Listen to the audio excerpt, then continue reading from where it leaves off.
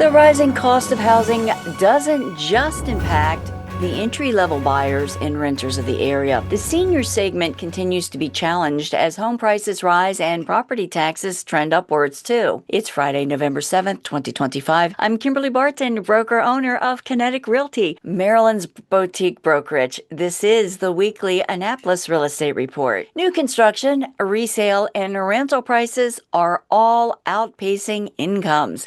Anne Arundel County rents now compared to Montgomery and Howard counties as being the three most expensive counties in rents for Maryland. Homes available for sale in Annapolis are at a median $730,000, with almost 40% of available homes priced over $1 million.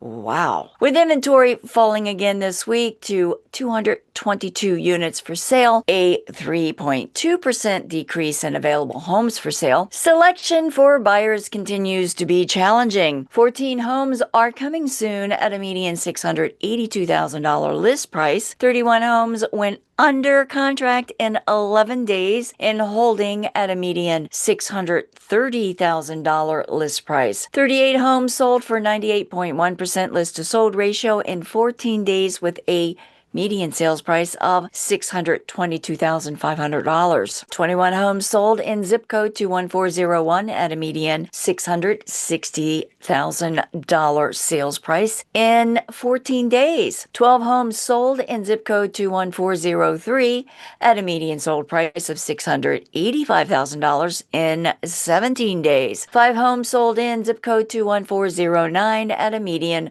$545,000 in 13 days. Inventory for Annapolis rentals remains fairly consistent at 64 for lease at $2,875 median dollars per month. Got questions about your specific circumstances? Give me a call and let's talk. That's a wrap for this week's Annapolis Real Estate Report for Friday, November 7th, 2025. Thanks so much for tuning in.